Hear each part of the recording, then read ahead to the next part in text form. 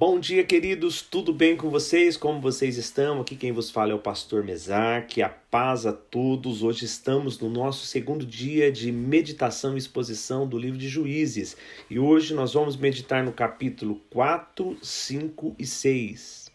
O capítulo 4 inicia falando sobre a morte de Eude e que os israelitas voltaram a fazer aquilo que o Senhor reprova. Então o Senhor entrega eles na mão de Canaã, do rei Jabim. Jabim seria um título e não um nome próprio do rei, e eles subjugaram Israel durante 20 anos. O comandante do exército de Jabim era Cícera, e esse exército tinha 900 carros de ferro que eram puxados por cavalos. E Débora, que liderava Israel naquele momento, era uma profetisa, e ela ficava embaixo de uma árvore e as pessoas ali, os israelitas, traziam as demandas para elas, as decisões, os problemas que estavam se passando, e ela os ajudava aconselhando, dando as direções e até mesmo dando sentenças ali para algumas situações. E Débora manda chamar Baraque e diz a ele que tinha uma palavra do Senhor, que ele deveria reunir 10.000 homens de Naftali e Zebulon, ir para o Monte Tabor, porque ali o Senhor atrairia Cícera com o seu exército e eles iriam ali a fim de atacar esse exército que Baraque havia reunido junto ao rio Quizon, porém o Senhor entregaria eles nas mãos de Baraque. E Baraque fala para Débora que ele queria muito que ela fosse junto, porque se ela não fosse, ele não iria. A princípio, quando nós olhamos esse versículo 8, parece que Baraque estava com medo, era uma pessoa que não tinha fé. Mas se nós olharmos o contexto, 20 anos sendo subjugado por Canaã, um exército poderoso, Cícera era um comandante tirano que tinha ali. Aqueles carros de ferros era assustador porque vinham puxados por cavalos. Israel não tinha nenhum tipo de tecnologia nesse sentido. Então estávamos falando de uma situação muito adversa para Baraque. O fato de Débora ser uma mulher bem conceituada, uma líder de Israel naquele momento, uma profetisa, com uma reputação de uma mulher de Deus, faria com que Baraque ganhasse confiança em meio àquilo que eles estavam passando. Então Débora disse que iria com ele, porém a honra daquela batalha não seria dado a ele, seria dado a uma mulher, porque o Senhor entregaria Cícera na mão de uma mulher. E logo de antemão olhamos e pensamos, então essa honra virá para Débora devido a todo o histórico que acabei de citar sobre ela. Mas nós vamos conhecer mais adiante uma outra mulher, que essa mulher vai fazer a diferença nessa batalha. Então do versículo 10 em diante, Débora junto com Baraque reúne os 10.000 homens no Monte Tabor. No versículo 11... faz uma breve pausa para dizer de uma outra pessoa que vai fazer sentido mais adiante. Ora, o queneu Eber se havia separado dos outros queneus, descendentes de Robabe, sogro de Moisés, e tinha armado a sua tenda junto ao carvalho de Zanim, perto de Guedes. E o versículo 12 retorna um assunto. Então Cícera soube que Baraque estava ali no Monte Tabor com muitos homens, com milhares de homens, então ele reúne os seus 900 carros e vão até o rio Quizon, como o Senhor havia falado. Então Débora chama Baraque e fala, olha, vai, esse é o dia que o Senhor entregou Cícera em suas mãos, o Senhor está indo à sua frente. E após essa fala de Débora com Baraque, no versículo 14, ele desce o monte e no rumo aonde estava ali todo o exército de Cícera. Quando ele está descendo com aqueles milhares de homens, com aqueles 10.000 homens, houve uma confusão. O exército de Cícera, aqueles homens que estavam sobre aqueles carros de ferro, ficaram confundidos com aquilo. Lógico, o Senhor estava à frente, é o Senhor que estava no comando dessa batalha, e começaram a fugir. E Baraque os perseguiu e matou todos os homens do exército de Cícera, com exceção de Cícera, que conseguiu fugir e escapar ileso. Do versículo 17 ao 24, agora narra que Cícera, nessa fuga, foi até a tenda de Jael. Jael era mulher do queneu Eber. Lembra que lemos acima que ele separou dos queneus ali e armou as suas barracas, as suas tendas? O fato deles não serem israelitas, aqui no versículo 17 diz que o rei Jabim vivia em paz com o rei de Azor e com o clã ali do queneu Eber. Por isso, ao se aproximar, Jael o chamou, foi ao encontro, chamou e mandou que ele entrasse ali em sua tenda. E ele entrou e ela cobriu ele com um pano, na intenção de ajudar a escondê-lo ali da perseguição.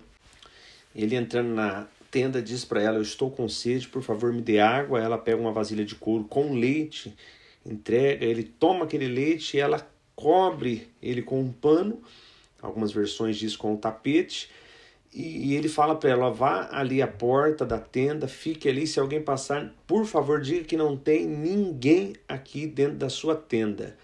E ele estava tão exausto, e é difícil você pensar numa pessoa em fuga, com adrenalina alta, de conseguir dormir, mas a exaustão era tão grande naquela fuga que ele entrou num sono profundo, vemos aqui no versículo 21. Então Jael pega uma estaca que era de montar uma tenda e com um martelo ela percebe que ele está ali num sono profundo e ela põe essa estaca no rumo da sua têmpora e dá com o martelo com toda a força. Essa estaca atravessa sua cabeça ao ponto de fincar no chão e ali ela mata Sísera. E quando ela acaba de executar Sísera, ela percebe que Baraque está chegando procurando e ela fala: olha, vem aqui porque o homem que você procura está aqui. E Baraque entra dentro daquela tenda e percebe que o seu inimigo Sísera estava morto. Com isso cumpre aquilo que Débora havia falado no versículo 9, que a honra não seria dele, porque o Senhor entregaria Sísera nas mãos de uma mulher. Então foi Jael, essa mulher, que matou, que executou esse comandante Sísera. E visto que já estava morto Sísera, Baraque volta e persegue ali o restante dos cananeus, comandado por Jabim, até que eles destruíssem todos os seus inimigos.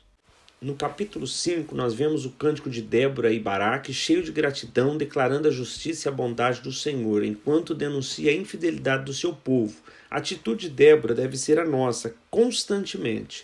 Deve haver em nós a perpétua gratidão ao Senhor por tudo o que Ele tem feito por nós. Diferente do capítulo 4, onde foi narrado historicamente tudo o que houve nessa batalha, no capítulo 5 é um cântico, é um salmos, então ele é repleto de poesias e termos diferentes de uma história narrada, porque eles estavam salmodiando, cantando em gratidão ao Senhor. Alguns pontos que vamos destacar é que, embora houve uma guerra, houve uma perseguição, quem batalhou essa guerra foi o Senhor, foi Ele que venceu, foi Ele que entregou o inimigo nas mãos de todo o exército de Baraque. O cântico também cita os tempos difíceis que houve antes de Débora, pois a repreensão dos cananeus fez com que o comércio entre Israel e as nações e os povos vizinhos fossem praticamente cessado. Então, tempos difíceis passaram antes que Débora fosse levantada como juíza sobre Israel. No capítulo 4, cita duas tribos que compunham aqueles 10 mil homens que foram à batalha. Porém, aqui no cântico, citam 6 tribos, 4 tribos a mais. E aqui também coloca a ênfase de 4 tribos que se recusaram a participar dessa batalha junto com os seus irmãos. Outra citação que temos aqui também no cântico é da intervenção do poder de Deus naquela batalha. Se vocês recordarem no capítulo 4, quando Débora vai falar com Baraque, ele diz que o Senhor atrairia Sísera e seu exército até o rio. Então aqui nós vemos que quando o Senhor os levou lá, com uma correnteza, ele levou lama e água sobre aqueles carros de ferro, e aqueles carros foram arrastados, atolaram. É por isso que eles fugiram a pé, e tudo aquilo foi uma grande surpresa para aquele exército que não esperavam. Com certeza, se eles foram para perto do rio, é porque eles estavam em segurança, não era tempos de cheias nem de chuvas, e o Senhor os surpreendeu com o seu poder, fazendo com que toda a vantagem que eles tinham com aqueles carros se tornou desvantagem, porque eles tiveram que correr desarmados, sem os seus carros, despreparados, dentro da sua estratégia, e foi onde o Senhor entregou-os nas mãos dos israelitas. No Cântico de Débora, Jael não poderia ser esquecida. Então, no versículo 24 ao 27, Débora cita homenageando Jael. Vou ler aqui na versão a mensagem parafraseada que diz assim: mais bendita entre todas as mulheres é Jael, mulher de Éber o queneu, a mais bonita entre as mulheres que cuidam do lar. Ele pediu água, ela trouxe leite, numa linda tigela ofereceu coalhada. Ela segurou uma estaca da tenda com a mão esquerda e com a mão direita pegou um martelo e cravou Cícera. Ela esmagou sua cabeça, transpassou suas têmporas. Ele se curvou aos pés dela e caiu e ficou estendido.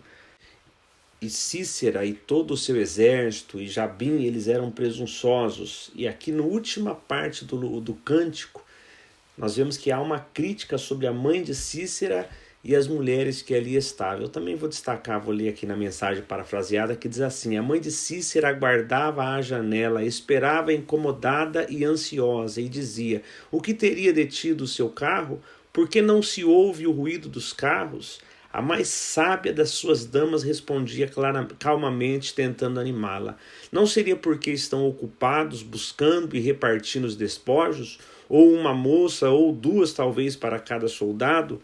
Para Cícera, uma túnica de seda lustosa, uma roupa luxuosa, um ou dois cachecóis coloridos para ornar o pescoço do espoliador. Então nós vemos aqui que eles eram tiranos, e as mulheres sofriam na mão, sempre sofreram nas mãos do tirano, e o Senhor fez com que ele fosse morto por uma mulher, que isso seria uma grande humilhação para toda a sua memória de ter sido morto por uma mulher.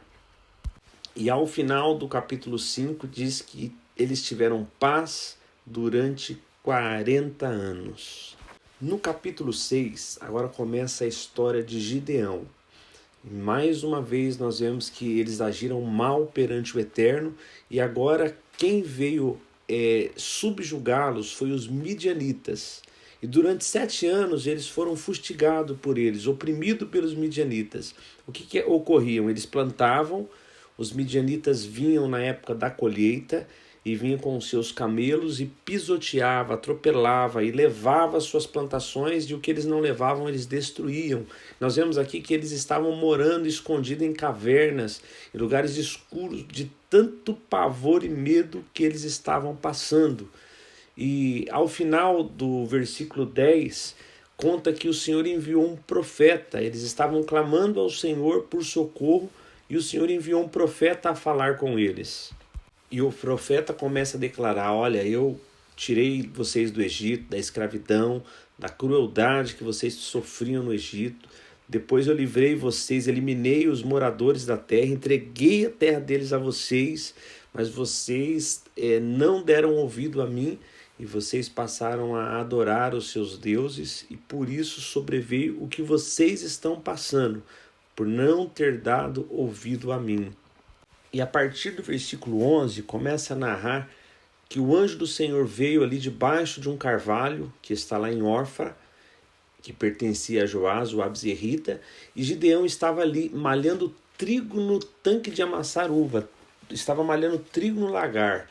O lagar é um lugar pequeno, falando em malhar trigo. O trigo precisava de uma área muito ampla, então ele estava ali escondido, malhando pouco trigo que tinha no lagar, para tentar salvar um pouco ali da colheita.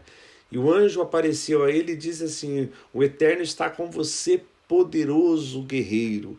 E quando Gideão ouve tal declaração, ele indaga: comigo o Eterno nos abandonou.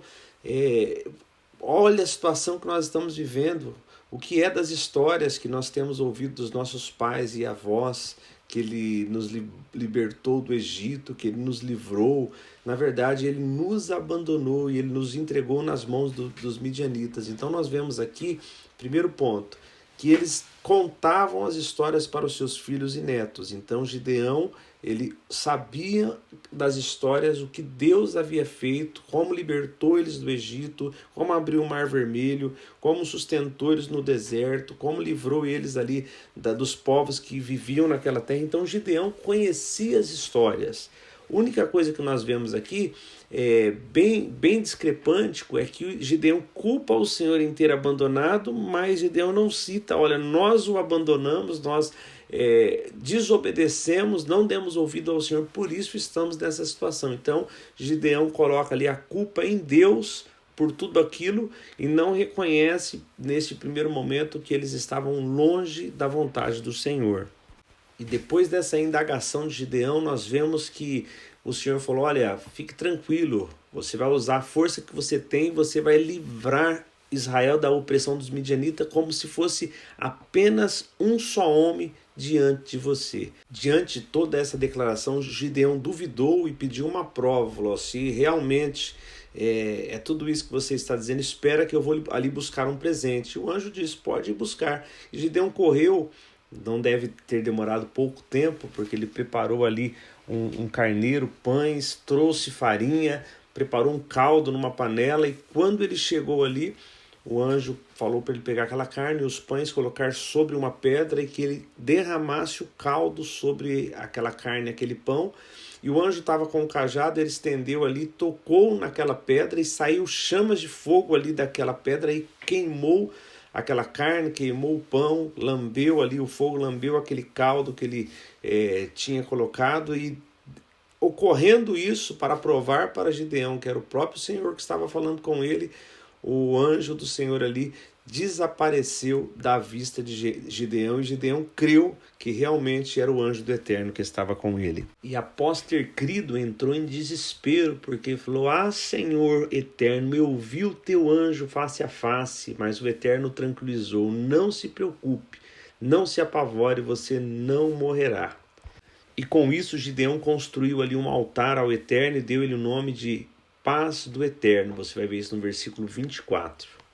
E o Senhor deu uma direção a ele, que ele deveria pegar um novilho ali de 7 anos do seu pai, e ele deveria destruir o altar de Baal que o pai dele tinha construído, junto ali com os postes sagrados de Aserá, e junto com essas madeiras que ele derrubaria o altar de Baal e os postes de Aserá, ele deveria construir um altar e dedicar no alto do monte ali esse novilho com oferta queimada ao Senhor.